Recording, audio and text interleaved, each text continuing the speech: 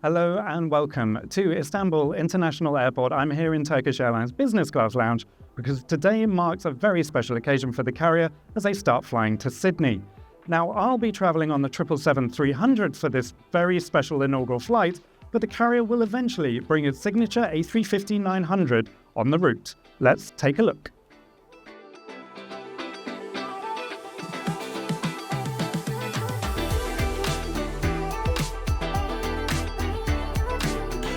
Turkish Airlines Lounge sometimes gets mixed reviews, and I do understand why. It's a huge, spacious lounge with plenty going on, but during peak times it can be hard to find a seat, and a lot of the lounge seats aren't that practical or comfortable.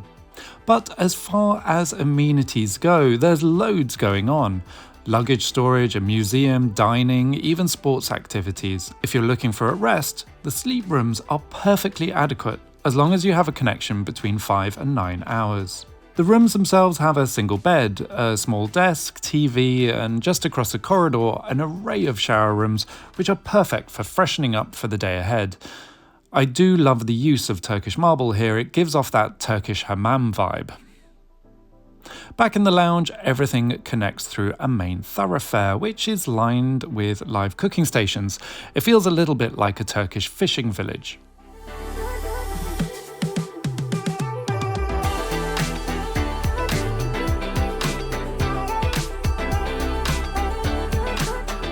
The range of food is epic, and you are spoilt for choice, even with drinks, including Prosecco after 11 AM.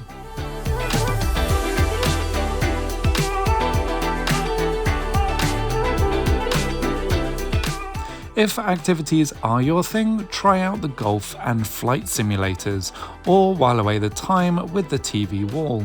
There's even a kids area to keep the little ones amused.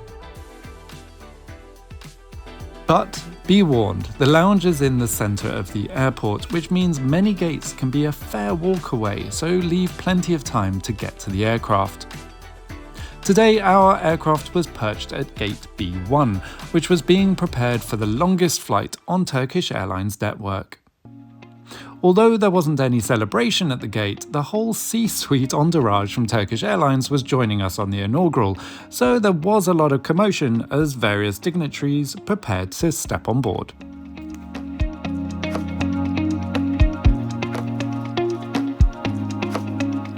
So the 777 isn't Turkish's flagship aircraft anymore. The cabin does feature 49 business class seats in a 2x3x2 configuration.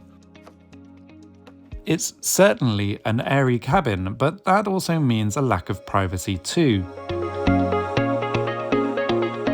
I was going to be taking this mammoth adventure across to Sydney in the middle seat, 3 Echo, which is probably one of the worst seats in the house, but as you'll come to find, it wasn't that bad at all, as long as you are travelling with someone.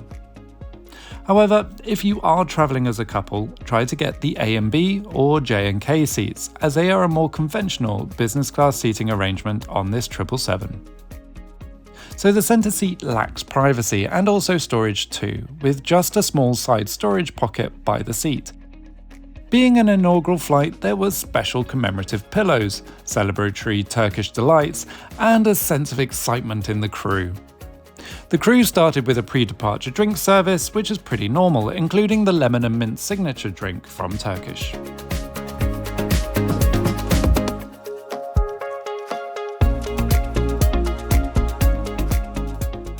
The seat controls were pretty basic, but the slow massage function became a welcome addition after spending 19 plus hours on board.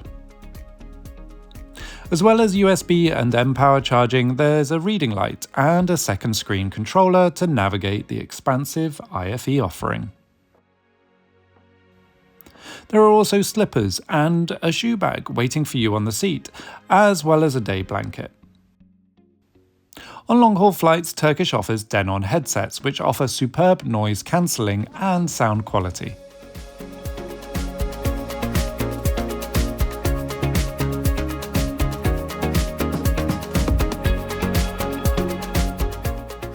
It was time to push back, and although a little late, we headed off into the sky for a journey to the other side of the world.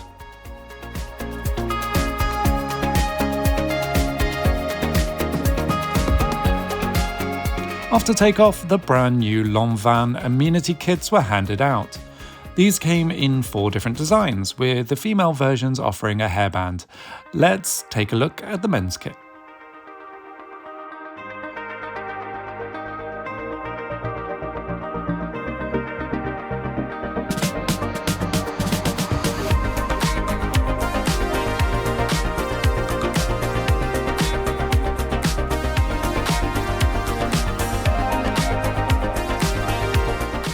Then came the chef with special menus, especially for this inaugural flight, which was super fun. Let's take a look at the menu, which paved the way for a day of gastronomy.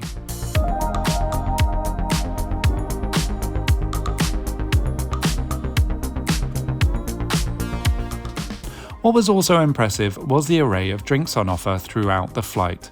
From smoothies to wellness teas, and of course, a range of Turkish wines and Taittinger champagne.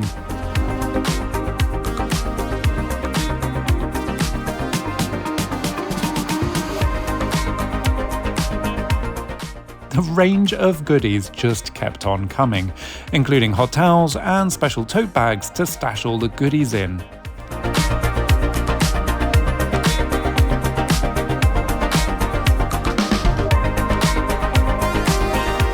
After takeoff, we were served a champagne and green detox juice, along with some salted pistachios and nuts. I do love me some nuts.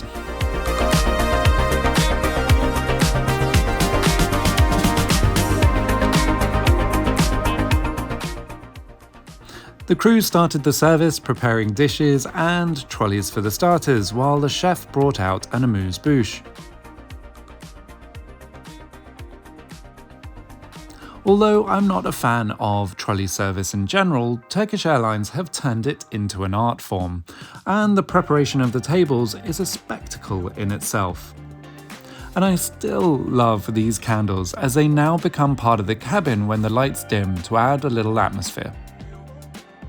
The airline is also promoting the world's oldest bread recipe, which is another bit of theatre, although to me it just tastes like a yeasty brown roll. Not bad, but nothing special. Especially when you compare it to the range of starters which were on offer, from salads to salmon, hot soups and tasty pastries. Knowing the mammoth trip ahead, I opted just to go for the soup to start.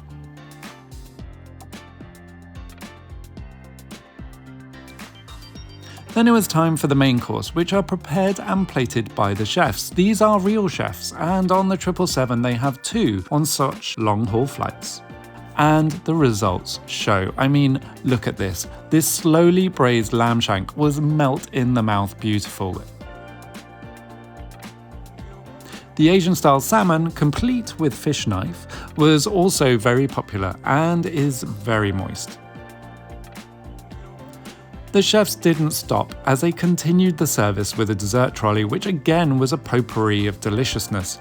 Fruit salads, chocolate delice, moist sponge cakes, and cheese and fruit all washed down with a Turkish tea or a herbal infusion from their wide range, presented in these gorgeous cast iron teapots. After lunch, it was time to head into the bathroom, which was immaculate and stocked, again with molten brown amenities, although the living ivy plants that I love so much were missing on this flight, and it wouldn't be a trip report without one of these. Throughout the flight, there was also a range of snacks available, although being an inaugural flight, our chance of getting any sleep was brought crashing to a halt as a press conference began on the seats behind us with the airline CEO. Soundbites done, it was time to stretch out in the bed, watch a movie, and catch a few hours sleep before a brief fueling stop. The cabin was brought to life about 2 hours prior to landing in Malaysia, as the crew handed out hot towels and started the dinner service prior to landing.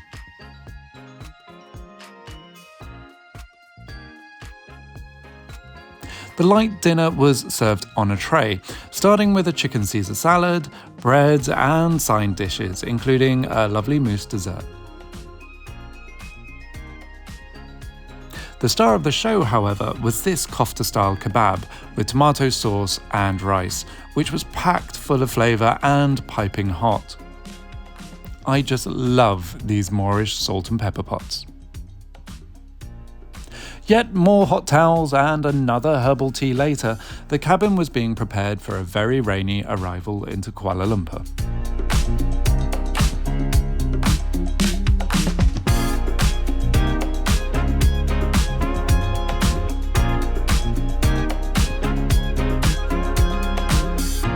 For us, this 1.5-hour fueling stop was a chance to get off the aircraft and stretch our legs.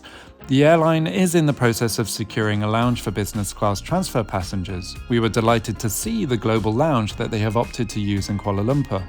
It's just a short walk from the gate and was stocked with a range of Malaysian delicacies, wines and spirits, and coffees, which almost everyone made a beeline for. Before long, the plane was cleaned, fueled, and restocked with food and drink for our second leg to Australia. A quick stroll back to the aircraft and it was time to board, as if we'd never been on there in the first place. Our second crew was bright-eyed and raring to go, the renewed energy of this special inaugural flight once again filling the cabin.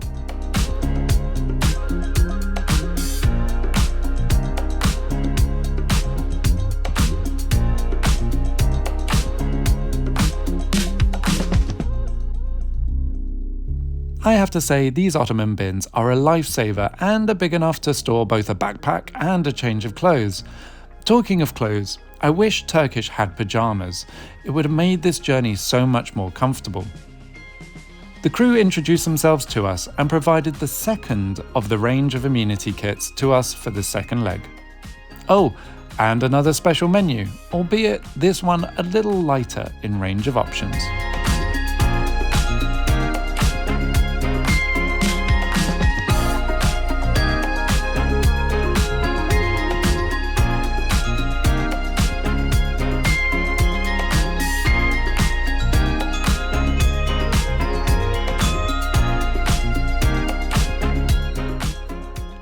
Before we knew it, we were pushing back and off again, and with a sense of déjà vu, we were once again presented with hot towels after takeoff. But this time, before the food was served, our beds were made up, allowing those who now felt like they were in the middle of the night a chance to get some much-needed shut-eye. The mattress protector and big fluffy pillows were great, but for the sake of the review, we ploughed on with yet another meal.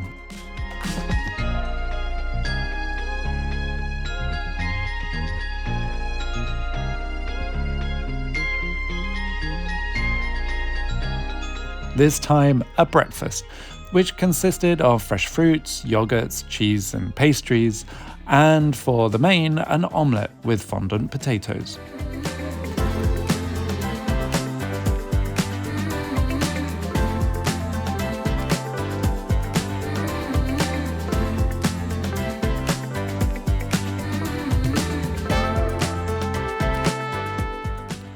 After drifting off for a few hours' sleep, I awoke over the never-ending continent of Australia, just under 2 hours out from Sydney.